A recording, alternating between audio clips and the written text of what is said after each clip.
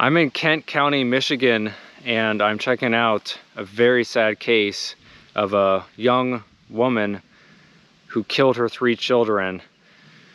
Now, I'm here at the cemetery where 2 out of the 3 little girls are buried. If I have time, I'll try to get to the other cemetery where the other girl is buried. But the mom who murdered them all is buried with the other daughter. So I'm not entirely sure if I even want to show that or not. Anyway, so we're gonna walk around the cemetery. I'm gonna show you 2 of the 3 girls' graves. Then we're gonna head to the actual murder location, which is pretty close to where they all lived as well. So let's get into the story.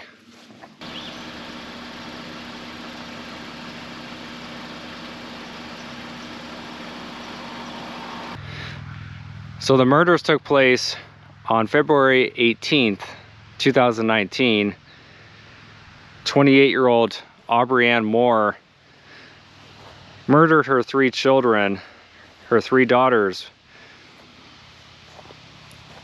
And these daughters were Kyrie Rotary, who was 8, Cassidy Rotary, who was 6, and Elena Rao, who was 2.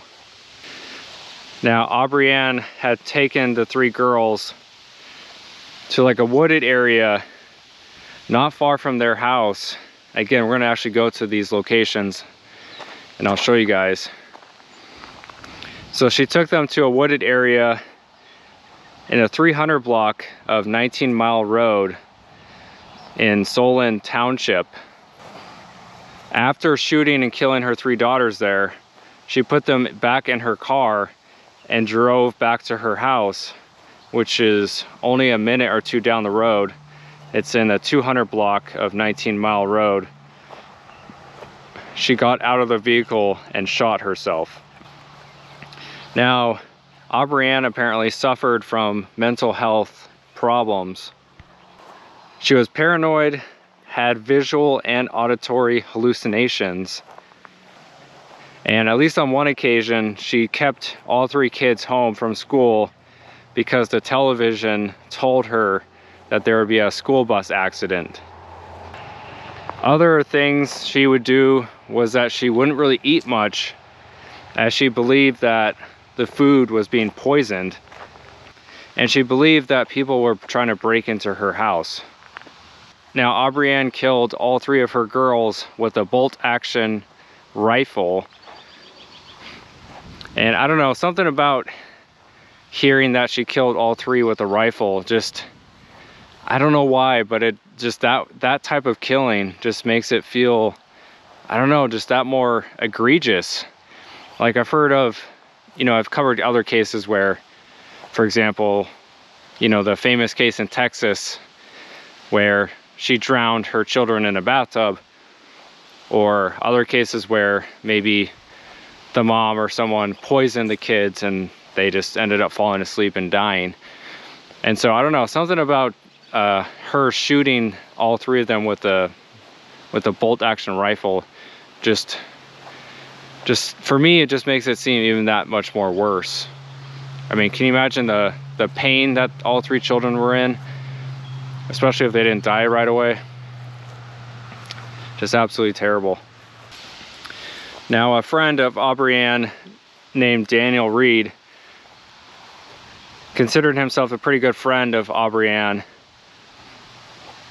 And he said that he always knew her as a happy person, and that her killing all 3 children and herself was such a blindside. He continued to say that him and Aubrianne dated several years ago, but they ended up breaking up. And he said that she loved those kids.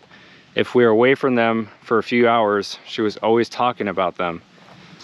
Now, Aubrianne had spent 10 days at Forest View Psychiatric Hospital, and she went there in September, which would have been about 5 months or so prior to the murders. And she was diagnosed with unspecified schizophrenia and psychosis. Now, 2 clinicians who interviewed Aubrianne stated that they didn't think that she was a threat to others, but they both concluded that she was most likely a threat just to herself.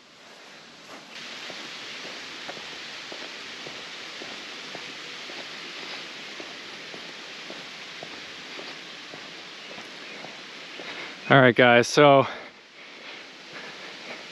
again, this is the patch of woods that Aubrianne brought her 3 girls to and murdered them right here.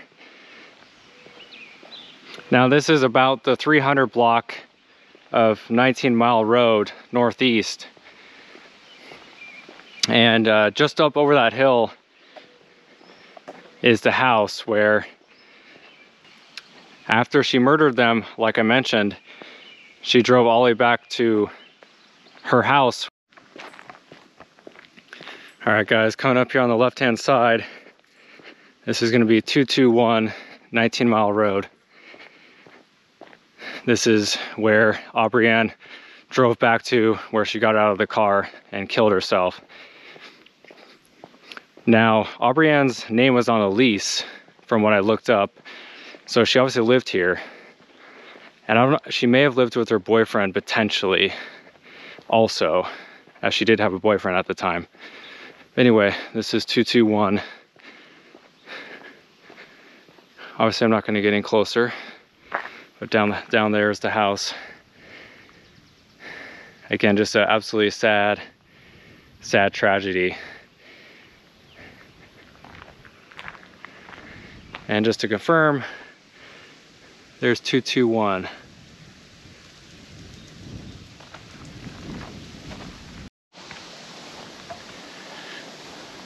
All right, so this is Kyrie and Cassidy. These are the 2 that are buried here together.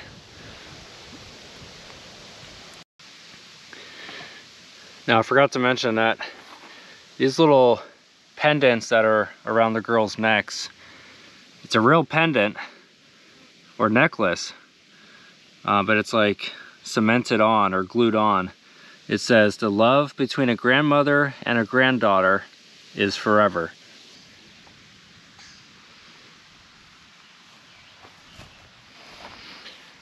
This is Cassidy.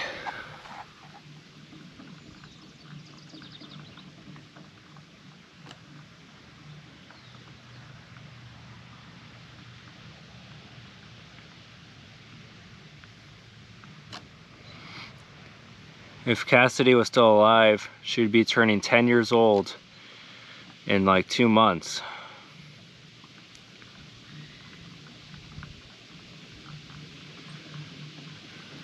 Just taken away way too soon.